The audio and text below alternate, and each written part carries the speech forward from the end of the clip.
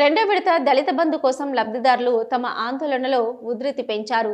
వెంటనే రెండో విడత విడుదల చేయాలంటూ దళిత బంధు సాధన సమితి ఆధ్వర్యంలో లబ్ధిదారులు సీఎంఓ కార్యాలయానికి స్పీడ్ పోస్ట్ ద్వారా దరఖాస్తులు పంపించారు.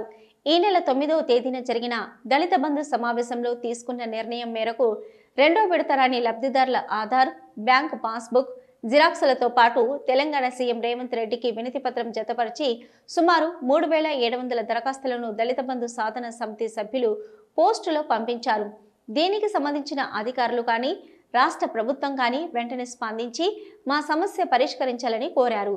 ఈ కార్యక్రమంలో కొలుగూరి సురేష్, మంద రాజేష్, కోలుగూరి నరేష్, రామంచ రాకేష్, అకినపల్లి ఆకర్షణ్, నాగరాజు, రక్షిత్, దీపక్, కె సతీష్, బండారి ప్రసాద్ తదితరులు పాల్గొన్నారు.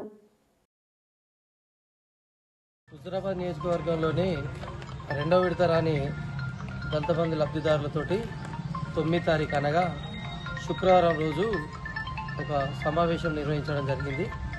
3700 వరకు దరఖాస్తులు వచ్చినాయి మాకు. ఆ దరఖాస్తులు మొన్న రెండవ శనివారం నాడు గవర్నమెంట్ ఆఫీస్ లేదు, నిన్న ఆదివారం నాడు లేదు. ఈరోజు అనగా సోమవారం నాడు ఈ లబ్ధిదారులు ఇచ్చిన ప్రతి దరఖాస్తును తెలంగాణ రాష్ట్ర సచివాలయం సీఎం ఆఫీస్కు పోస్ట్ ఆఫీస్ ద్వారా పంపించడం జరుగుతుంది. కాబట్టి ఇచ్చిన ప్రతి లబ్ధిదారులు ఈ విషయాన్ని గమనించాలి.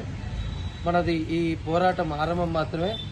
భవిష్యత్తులో తీసుకునే మిగతా కార్యక్రమాలకు మీరు సిద్ధపడి ఉండాల్సిందిగా మేమందరం కోరుకుంటున్నాం.